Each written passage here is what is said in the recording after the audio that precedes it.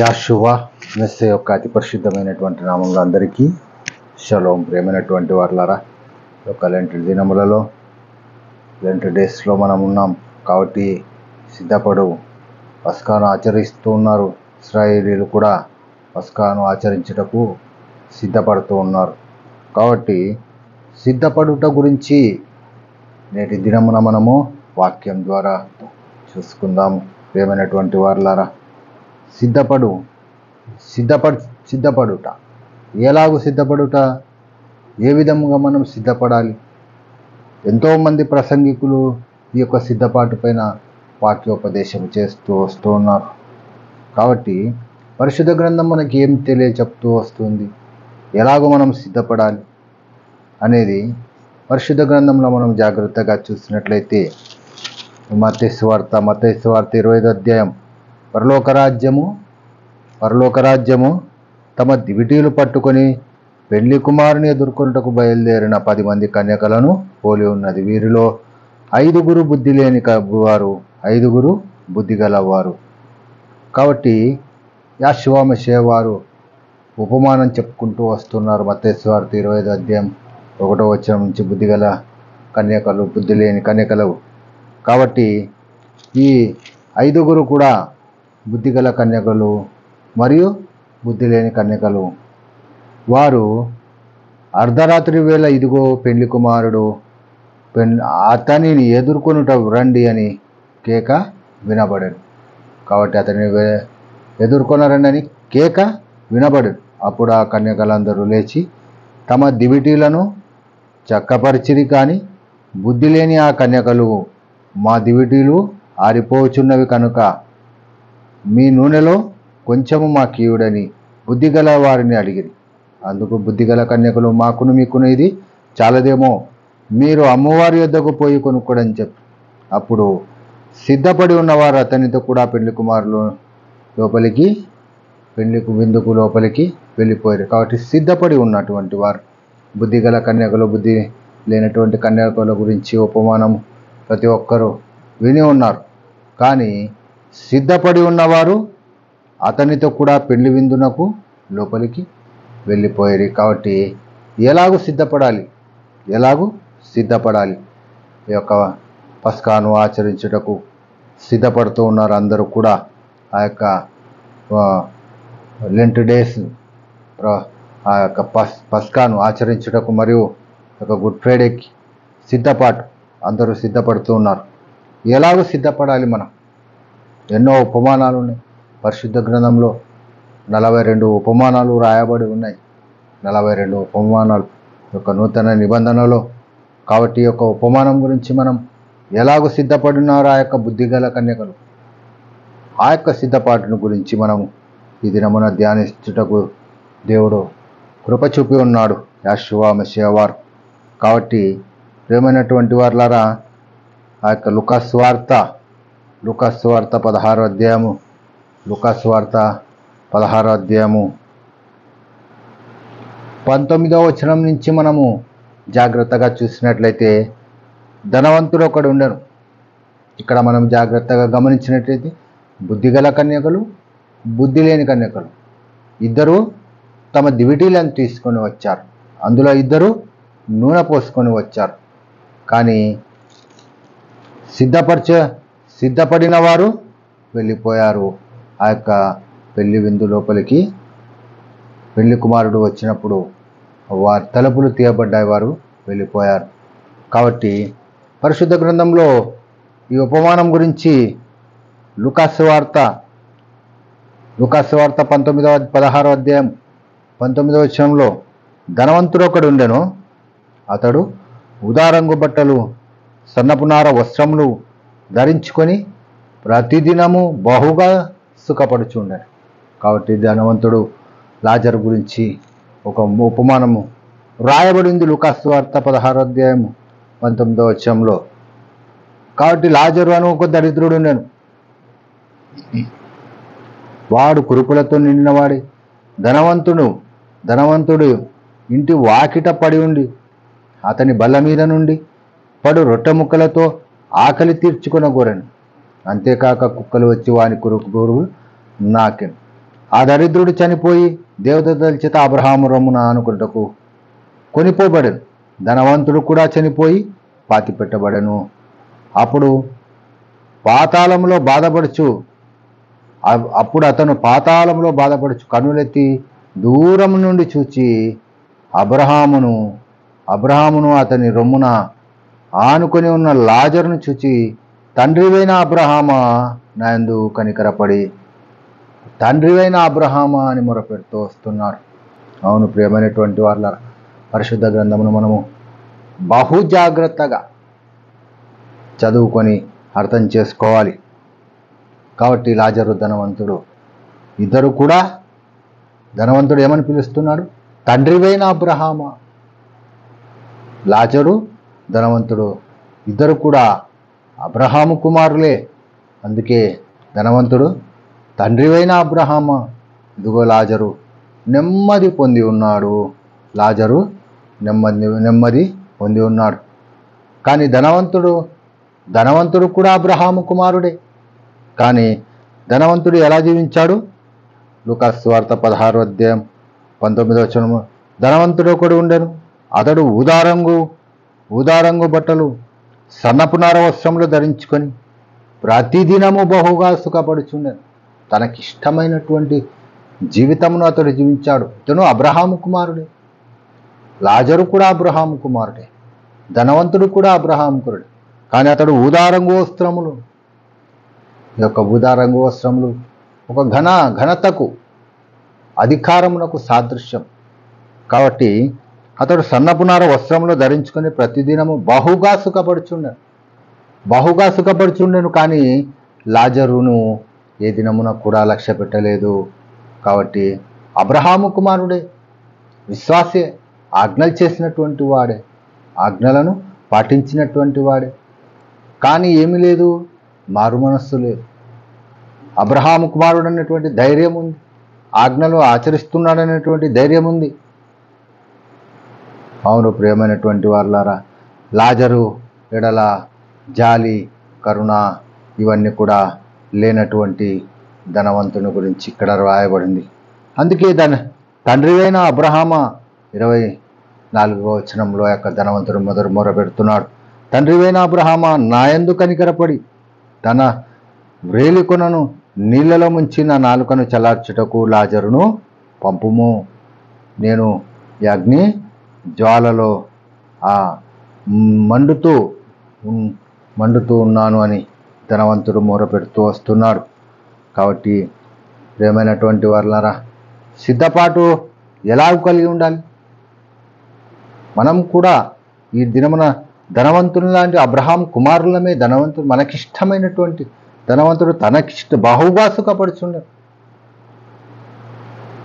తనకిష్టమైనటువంటి మార్గంలో నడుచుతూ బహుగా సుఖపడుచుండను. కానీ ఎప్పుడు కూడా ఆ యొక్క లాజరు యందు లక్ష్యమించలేదు. అందుకే ఆజ్ఞనిచ్చుకుంటూ వచ్చాడు. నిన్నువలేని పొరుగువానిని ప్రేమించు, సహోదరుని ప్రేమించవలను. సహోదరుని ప్రేమిస్తున్నాను అను మాట మాత్రమే కానీ ఆచరణలో లేనటువంటి వారం. పొరుగువారిని ప్రేమిస్తున్నాము అన్న మాటనే కానీ ఆచరణలో లేనటువంటి వారం. క్షమాపణను కలిగి ఉండాలని చెప్పువారమే కానీ క్షమించలేనటువంటి వారం. మరి మనం కూడా బుద్ధి లేనటువంటి కన్యకల గురించి, సిద్ధపాటు లేనటువంటి ఆ యొక్క జీవితము విడవబడినటువంటి వారి యొక్క జీవితంతో సమానం. కాబట్టి ఆ యొక్క 25వ వచనంలో, లూకాసు వార్త 16వ అధ్యాయం 25వ వచనంలో వ్రాయబడి ఉంది. అందుకు అబ్రహాము కుమారుడా, నీవు నీ జీవితకాలమంతయు నీకిష్టమైనట్టు సుఖమును అనుభవించితివి, అలాగు నేనే లాజరు కష్టమును అనుభవించాను. జ్ఞాపకము చేసుకును. ఇప్పుడైతే వాడు అక్కడ నెమ్మది పొందుచున్నాడు, నువ్వు యాతన పడుచున్నావు. అవును ప్రియమైనటువంటి వారులారా, ఇద్దరు అబ్రహాము కుమారులే. నీవు నీ జీవితకాలమంతయు నీకిష్టమైనట్టు సుఖమును అనుభవించి. అవును ప్రియమైనటువంటి వారులారా, ఆ ధనవంతుడు తనకిష్టమైన జీవితమును అతడు జీవించాడు. కానీ ఆజ్ఞలు తెలిసి ఉన్నటువంటి ధనవంతుడు తనకిష్టమైనటువంటి మార్గమును ఎంచుకున్నాడు, అలాగూ జీవించాడు. కానీ ఆజ్ఞలో దేవుని చిత్తమును ఎరిగి జీవించలేదు.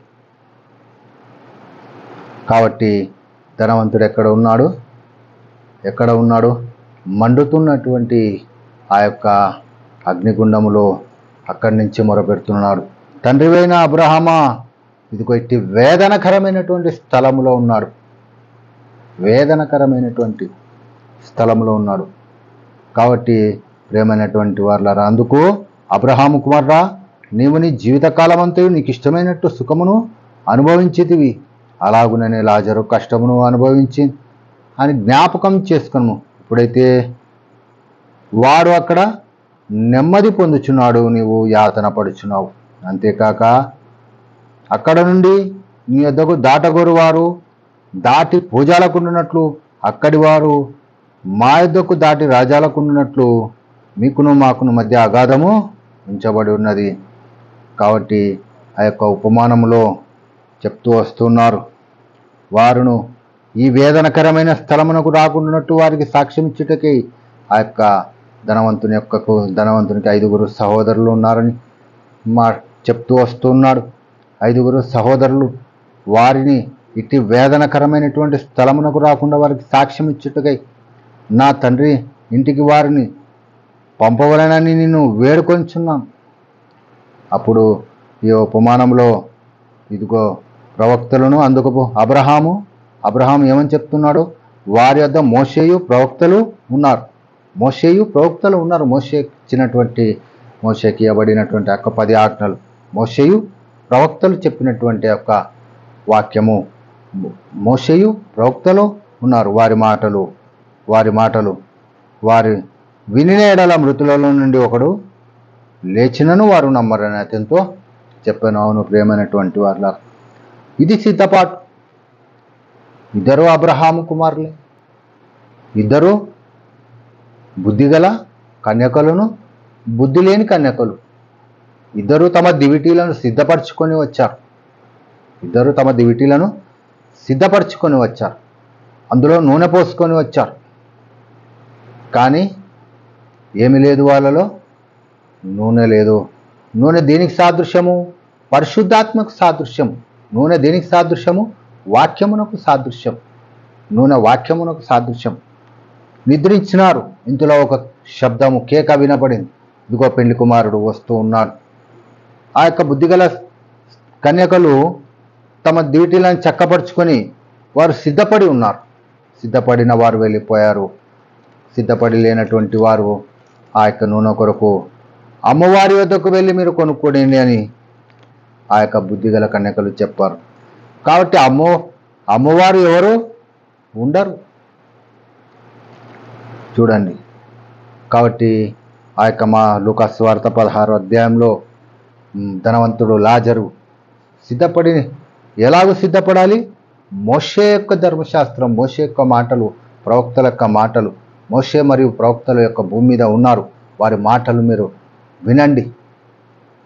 ధనవంతుడు తన జీవితకాలం అంతయు తనకిష్టం వచ్చినట్లు జీవించాడు. అందుకే వ్రాయబడినది లేఖనము, బహుగా సుఖపడ్డాడు. లాజరును ఏ దినమున కూడా లక్ష్య పెట్టలేదు. మరి సహోదర ప్రేమ ఎక్కడుంది? ఇక్కడ పొరుగువారిని ప్రేమించుటనే ఆజ్ఞను అతిక్రమించాడు యొక్క ధనవంతుడు. కాబట్టి తన సహోదరుని ప్రేమించలేదు, లక్ష్యం ఉంచలేదు, ఆజ్ఞను లక్ష్య పెట్టలేదు. తనకిష్టమైనట్టు నీకిష్టమైనట్టు సుఖమును అనుభవించితివి 25వ వచనంలో. అందుకు అబ్రహాము కుమారుడా, నీవు నీ జీవితకాలమంతయు నీకిష్టం వచ్చినట్లు సుఖమును అనుభవించింది. లాజరు అయితే తన జీవితకాలమంతయు దుఃఖమునే అనుభవించాడు. కాబట్టి మన సహోదరుల ఎడల మనము ఆజ్ఞను పట్టి జీవిస్తున్నామా పరిశీలించుకుందాం. నేటి దినమున సమాజంలో మనం ఎంతోమంది విశ్వాసుల మధ్య మనం జీవిస్తున్నాం.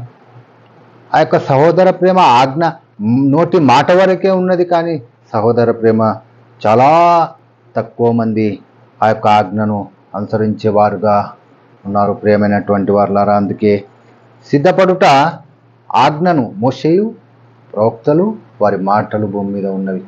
కాబట్టి ధనవంతుడు అడుగుతున్నాడు, నాకు 5 సహోదరులు కలరు, వారు కూడా ఇటు వేదనకరమైనటువంటి స్థలమునకు రాకుండా మీరు ఈ పరలోకం నుండి ఒకరిని పంపమంటే కింద భూమి మీద మోషేయు మరియు ప్రవక్తలను వారి మాటలు ఉన్నాయి. మోషే ఇచ్చినటువంటి 10 ఆజ్ఞలు, ధర్మశాస్త్రము 10 ఆజ్ఞలు, 10 ఆజ్ఞల్లో పొరుగువాని గురించి వ్రాయబడింది. 4 ఆజ్ఞలు ఎలోహిం గురించి వ్రాయబడింది.